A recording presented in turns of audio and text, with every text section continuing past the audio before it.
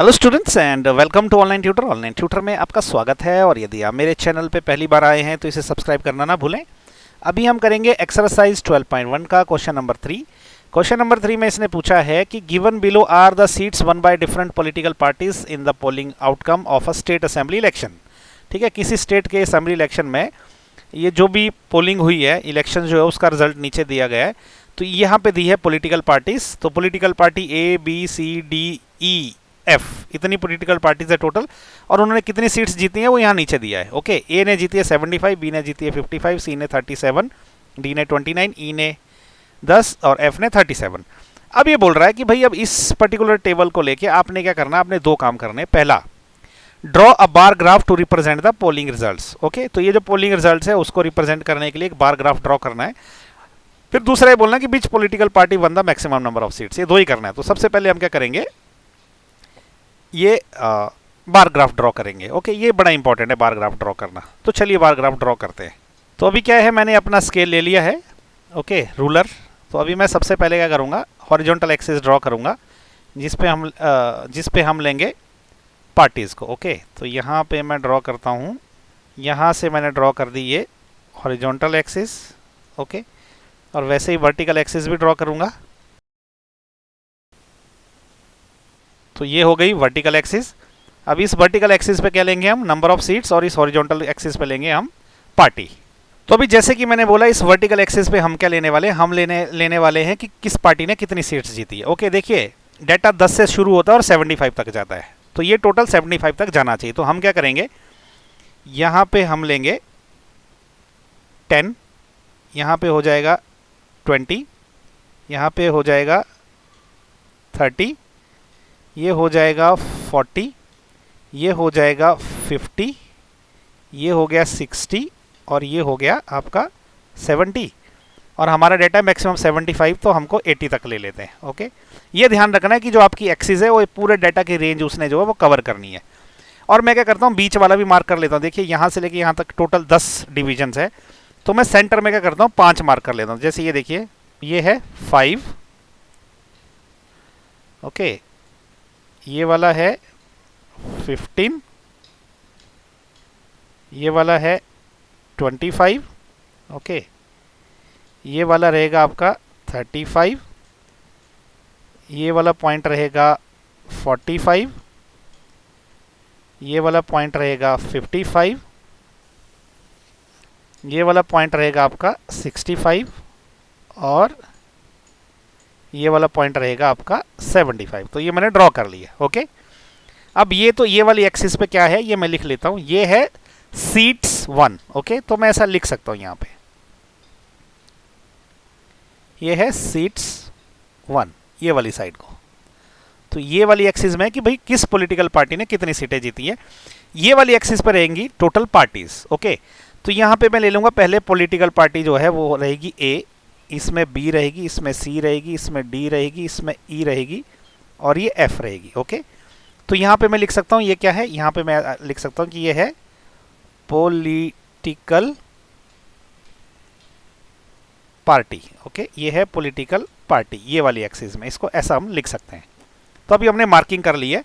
अब हम क्या करेंगे, यहाँ पे बार ग्राफ बनाना जो है वो शुरू करेंगे। तो मैंने फिर से अपनी स्केल जो है, जिसको हम रूलर भी बोलते हैं, वो ले लिए। सबसे पहले मैं ड्रॉ करूंगा पॉलिटिकल पार्टी ए का कहाँ पे जो है आना चाहिए पॉइंट। देखिए पॉलिटिकल पार्टी ए ने 75 सीट्स जीती है। ओके, तो 75 देखिए कहाँ रहेगा, इसके सामने रहेगा। ओके, इस 75 के सामने वाली लाइन में। तो मैं क्या करूंगा, इस स्केल को लूंगा और उसको एकदम हॉरिजॉन्टल, तो ये मैंने स्केल ली है, इसको मैंने एकदम से हॉरिजॉन्टल ले लिया और यहाँ पे 75 के सामने मैं एक हॉरिजॉन्टल लाइन खींचूंगा। ओके,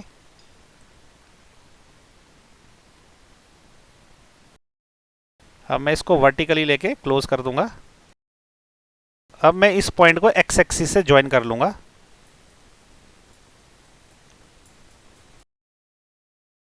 सिमिलरली दूसरा एंड भी ज्वाइन करूंगा।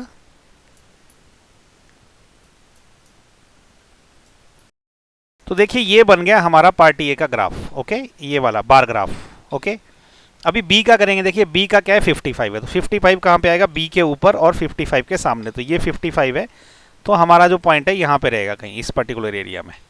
ओके, तो मैं क्या करूँगा अभी, तो अभी मैं क्या करूँगा, 55 के सामने और बी के ऊपर यहाँ पे एक हॉरिजॉन्टल लाइन खींच दूंगा। सिमिलरली एक वर्टिकल लाइन भी खींचूंगा। तो ये सिमिलरली मैंने एक वर्टिकल लाइन खींच दी, इसको एक्स एक्सिस से ज्वाइन करके। तो ये बन गया पॉलिटिकल पार्टी बी का बार ग्राफ। ओके, ये क्या हो गया, 55 के सामने तक आ गया। अभी सी का क्या रहेगा, 37 के सामने। देखिए ये सी है, ये है 35। ओके, तो 35 से दो ऊपर। ओके, तो ये 35 है, तो ये रहेगा 36 और 37। ठीक है, जैसे देखिए ये 35 है, 36 और 37, तो ये वाली जो लाइन है ना, ये 37 की लाइन है। ओके, ये वाला पॉइंट यहाँ पे रहेगा 37। तो मैं अभी स्केल को क्या करूंगा, हॉरिजॉन्टल लेके यहाँ पे एक लाइन मार दूंगा। तो यहाँ पे एक हॉरिजॉन्टल लाइन हो गई, इसको वर्टिकली एक्स एक्सिस से भी ज्वाइन कर देंगे हम।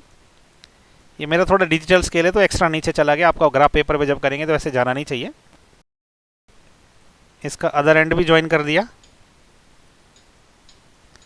तो देखिए ये बन गया पॉलिटिकल पार्टी सी का ग्राफ। अभी डी का बनाएंगे। डी का देखिए 29 है, तो 29 कहाँ पे रहेगा, देखिए डी के ऊपर, और जो 30 है ना, 30 से एक नीचे। तो 30 से एक नीचे कहाँ है, ये वाले, इस वाली लाइन पे रहेगा वो पॉइंट। ओके, ये वाली लाइन पे। तो चलिए इस वाली लाइन पे एक हॉरिजॉन्टल छोटा सा मार्क कर लेते हैं लाइन, जो कि बार का टॉप रहेगा। तो ये मार्क कर लिया। अभी वर्टिकल लाइन भी बना देते हैं।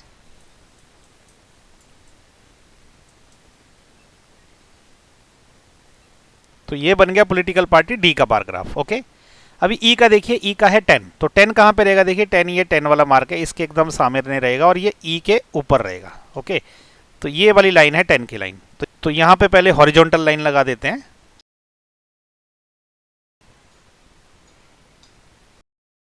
और अभी वर्टिकल लाइन भी बना देते हैं। अब इसको दूसरी साइड भी जोड़ देते हैं।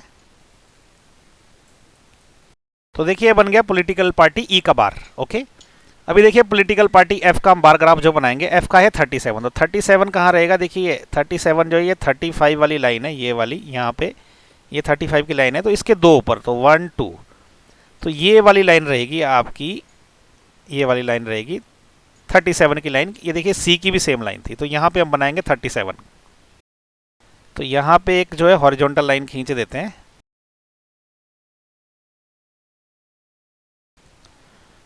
वर्टिकल लाइन खींच के एक्स एक्सिस से भी जोड़ देते हैं इसको। यहाँ से वर्टिकल लाइन खींच के इसको बंद कर देंगे। तो देखिए अभी जो है हमारा पहला पार्ट कवर हो गया, हमने बना दिया बार ग्राफ। ओके, तो नेक्स्ट पार्ट करते हैं अभी इसका। तो देखिए अभी इस क्वेश्चन में जो पहला पार्ट पूछा गया था ना कि draw a bar graph to represent the polling results, तो वो तो हमने कर दिया। ये हमने जो है बार ग्राफ बना दिया। ओके, हॉरिजॉन्टल एक्सिस में A B C D E F करके पार्टी है और ये इसके बार्स है। Okay, respective bars.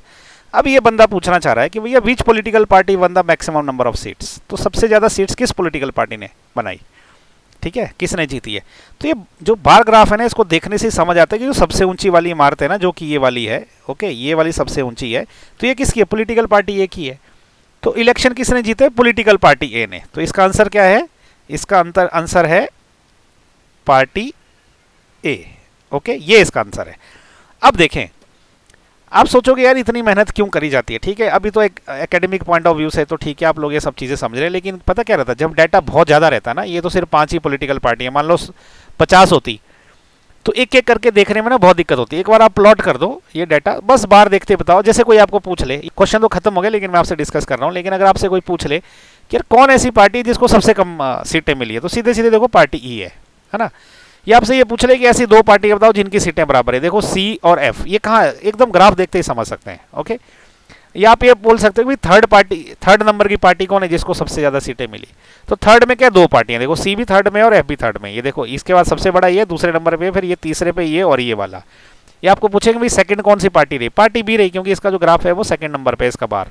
तो ये जो इस तरह की जो चीज़ें हैं ना, ये जो ग्राफ्स हो जाते हैं ना, डाटा एनालिसिस के लिए बहुत अच्छे रहते हैं। ओके, तो इसीलिए आपको ये सीखना है, अगर किसी को आगे इंजीनियर बनना है या स्टैटिशियंस बनना है, तो उनके लिए इन चीज़ों की जो कॉन्सेप्ट समझना ज़रूरी है डाटा एनालिसिस के। ओके, तो चलिए इसके साथ जो है क्वेश्चन नंबर 3 खत्म। नेक्स्ट वीडियो में हम करेंगे क्वेश्चन नंबर 4।